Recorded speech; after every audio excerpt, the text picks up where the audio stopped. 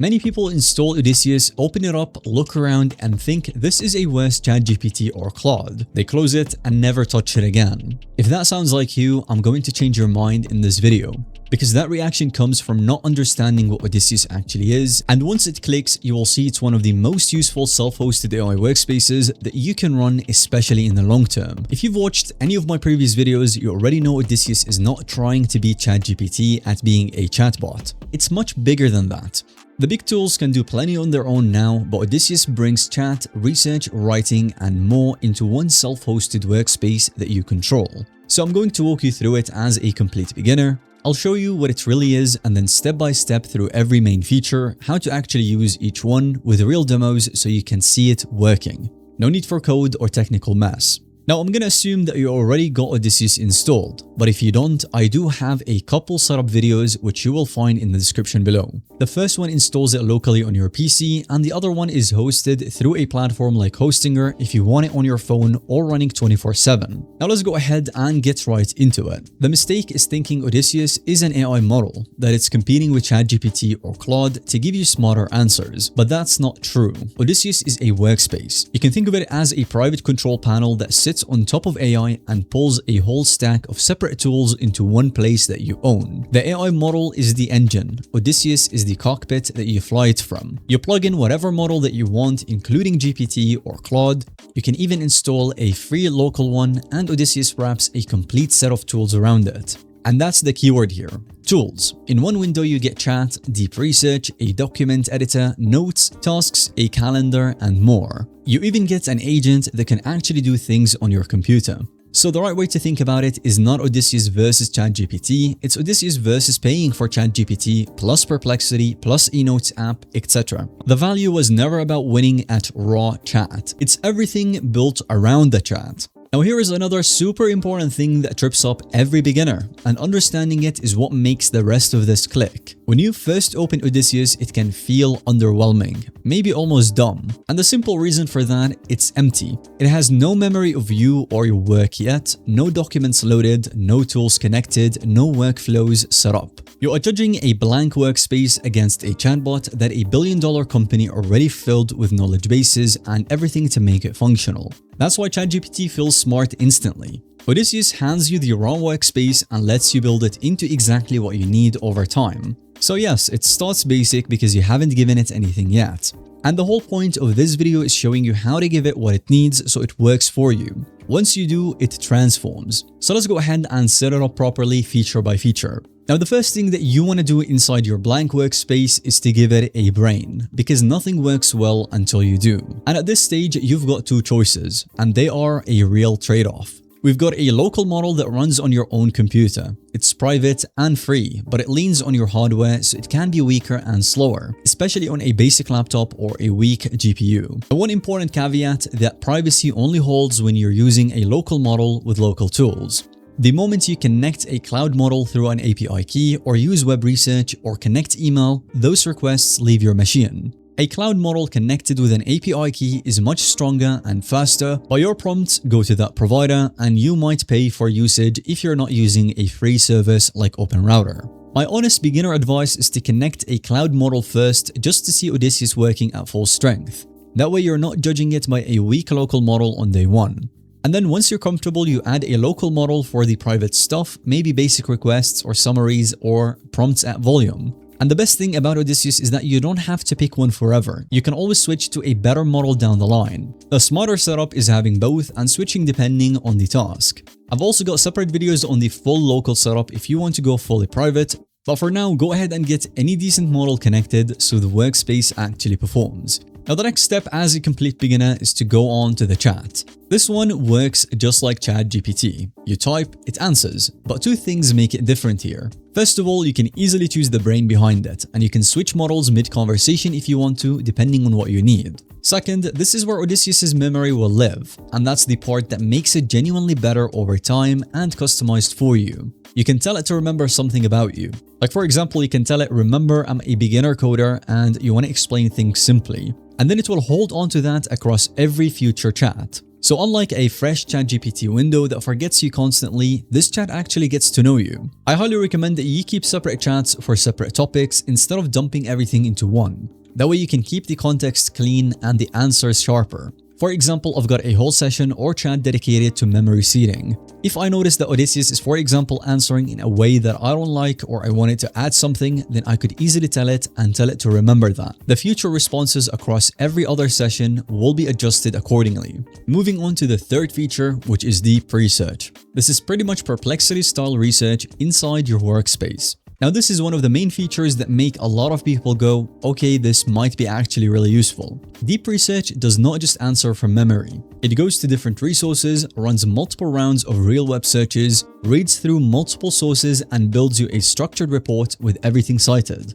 It's the kind of thing that people pay for a Perplexity subscription to get, except it's built right there inside your workspace. Now, depending on your setup, it can basically be free with a local model or usage-based if you are running it through a paid API. Now, the trick to using it is to frame your prompt like a real decision, not a vague question. You don't ask, "Tell me about cryptocurrency." Instead, you can frame your prompt into something like this.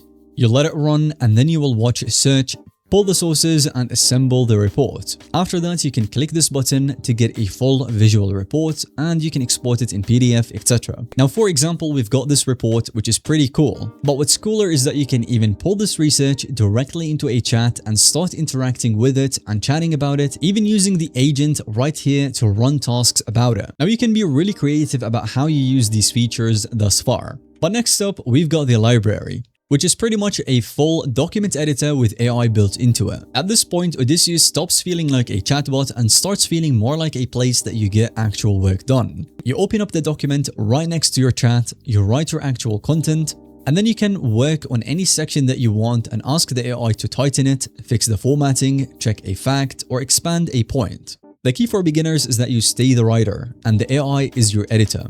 If you let it write everything, you will get generic AI text. But if you write and it's right there to help you, letting you polish it and all of that, it will still sound like you, but sharper. And again, this will also connect to the last feature, as you can take that research report that you just made and write it up in a document right here, with the AI already knowing the full context. That's the workspace advantage. All of the pieces talk to each other in real time. And speaking of the main pieces, we've got notes, tasks, and calendar. Odysseus also has a built-in productivity suite, which are the notes, tasks with reminders, and a calendar that can sync through CalDAV if your calendar service supports it. Now, on their own or separately, these sound basic, but they still matter because they live in the same place as your AI, and the AI can actually use them. So you can open up this tab right here and then jot ideas into the notes, ask your agent to use the notes to add to your to-do list, hold your schedule in the calendar, and then ask the workspace what's on your plate. You can have it help organize your tasks or pull a note straight into a conversation. It's not 5 disconnected tools or applications, it's one place where your assistant can see your actual day and help you manage it. Now, one question I get all the time from beginners is how they can connect their calendar to Odysseus so that it syncs perfectly and in real time. For that, Odysseus can connect to an external calendar through CalDAV. This CalDAV is basically a standard way for calendar applications to sync with each other. So instead of manually copying your schedule into Odysseus, you can connect to a real calendar and have your events show up inside the workspace. Google Calendar, of course, works here as well. All you have to do is go to the settings and then integrations. From here, you add a CalDAV calendar. For the label, you can call it something like personal or work. And then for the server URL, you want to use the Google Calendar CalDAV URL format that Odysseus shows in the field. You pretty much paste the same exact link it shows, but with your email or Gmail in it. And then for the username, you want to use your Google email. The password, you don't want to use your normal Gmail password, this will not work. You're going to need to go to your Google account security settings, enable 2FA or two-factor authentication, and then create an app password. It's the 16-digit app password that shows up after you click on Add Password. This will generate a separate password specifically for this kind of connection. So you want to copy that, paste it into Odysseus, and then hit save. If you did it right, the integration should be green just like this. Now we're almost there, but we're not done yet. All you have to do is go to the calendar tab right here, click the settings icon, and then right here you want to click on sync now. Once you've done that, once the calendars are now perfectly synced. To test it out, I'm going to add a random event on my Google Calendar and then check if the Odysseus calendar adjusts automatically and according to that. So for example, let's add a random meeting, call it virtual, and set it 1 hour from now. Once I've clicked add event, I will go back to my Odysseus and check my calendar. As you can see, it's been synced and added automatically, and we can see the meeting right here with the description, notes, and everything else involved. Now this is super useful because once your calendar is inside the same workspace as your AI, you can start asking useful questions. For example, you can say something like, look at my calendar, my notes and tasks, and then help me organize my week. Tell me what I should do first, where I have free time, and what tasks I should schedule around my existing events. And that's when it becomes more than just a calendar that you look at. Your schedule, notes, tasks, and AI are now in one place. Alright, so moving on, we've got the email, your inbox managed by AI. This is one of Odysseus' standout features because full email integration is rare in these tools. You connect your inbox similar to how we connected our calendar, and the AI can read it, sort it, summarize long threads, flag what's urgent, and draft replies for you to review. It can even send email directly inside Odysseus, even though I don't recommend having it send email for you. But to connect it, you simply go into the integration settings similar to the calendar and then add your email account using your provider's IMAP and SMTP details. IMAP is what lets it read your inbox, SMTP is what lets it send. So very simply, you go to the settings and then integrations, and then you choose email setup. From here, you choose your provider. So in my case, it would be Gmail. It will give you the exact steps to generate an app password. You click generate app password, it will take you to Gmail, you sign in, and then you enable the two-factor authentication first before it allows you to generate app passwords like these ones right here. You generate one, you copy it immediately because it doesn't show it once again, and then you go back inside Odysseus and then paste it into the password field right here. Your username will be your normal email. As you can see, everything else is set up for you, so you just have to put the name, the email, and the username and password. You click create and you will see it live just like the calendar integration. Another important thing I want to mention is that the AI model that's active is the one reading your email. So if you've got a cloud model selected like an OpenRouter or OpenAI, it will read your email. Your email content will go to that provider with your prompt to be processed. So if email privacy matters to you, and it absolutely should, you want to select a local model before you connect or use your inbox. That way your mail is read by a model that's already on your machine and never sent out. It even works if you're offline. That's the whole point of a local model. Nothing ever leaves your machine. If you want to set up your local model through Ollama, on Odysseus, or any other self-hosted AI, you can watch the video I've already made on that. Another point on the email is that you want to always keep yourself in the loop. Review every draft before it sends, and don't let it auto-send or auto-delete anything until you completely trust it. Alright, so the next step is another exciting one, and it is the scheduled tasks. This is the one that most beginners don't even realize is in there, and it's genuinely the coolest part in my opinion. Odysseus can run tasks automatically and on a schedule without you doing anything. The classic setup that I have mentioned in a lot of my previous videos is the morning briefing. You simply click on the tasks and then you tell it in plain English to every day or every morning go find the news on a topic that you care about. Summarize it and save it as a note, for example, or in a chat. You set up this task once, and from then on it just runs on its own. You wake up and the work is already done, sitting in your workspace ready for you to review it or work on it. A lot of the big tools have started adding scheduled features as well, but having it built into a workspace that you own and run yourself is the difference. It turns Odysseus from a tool that you open into a system that works for you. Now you gotta keep in mind that if you have Odysseus downloaded locally and not on a VPS like Hostingers for example, then the second you turn your PC off, everything will go off as well. So the task won't run. But if you have a private virtual server like with Hostinger or the other services, then that server is 24/7 on and accessible from your phone, tablet, etc. That is exactly what I have covered here. So if you turn off your PC, you don't have specific hardware just to run your self-hosted AI 24/7 or most of the time, then I highly recommend continuing with a service similar to Hostingers. Now these scheduled tasks can be as creative as you are, so for example you can have it touch your email, your files, or let the agent take actions. For example, scan the whole workspace, do things, organize your calendar, and so on. The point is it runs on a schedule and you don't need to do anything, you just set it up once, give it the prompt, and refine it over time. Now since I'm assuming you're a complete beginner, I'm going to go ahead and talk about the Cookbook and the Compare, which are two amazing features. These will solve some real problems, especially as a beginner. The Cookbook is for anyone who wants to run a private local model but has no idea which one their computer can handle. It just simply scans your hardware and recommends models that will actually run well on your machine.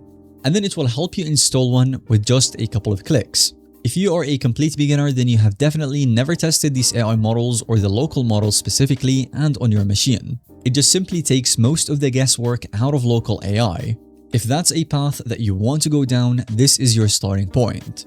Now, the compare model lets you send the same prompt to several models at once and even hide their names if you want to, and then view the answers side by side. So again, instead of guessing which AI is best for your work, for coding, for this type of task, etc., you just simply test them yourself for free in one window.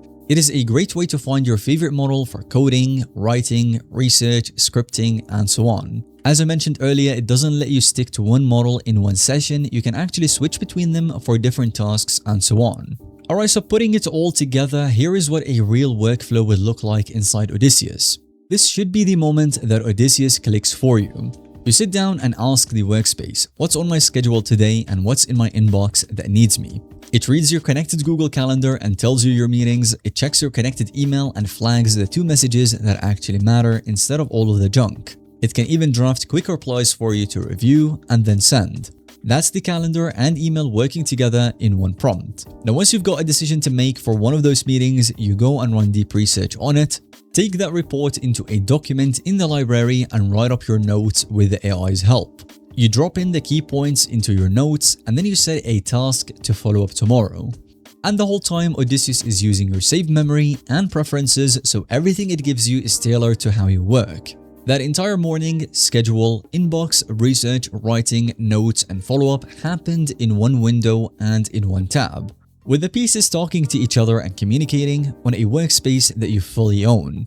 Yes, you can find different AI tools, some of them will be free that can do these things, but nothing will do it all in one place in a tool that you own. That's the whole point of the private, self-hosted AI workspace, and that's what makes it click. If you would like to go deeper, the full local private setup, the VPS setup, or the best models to run, I'll be sure to cover it in a future topic. Thanks so much for watching this video. If you have found it to be helpful or informative to watch, let me know by subscribing to the YouTube channel and giving this video a thumbs up so I know you have found it helpful. Comment down below if you have any questions, and see you guys in the next video.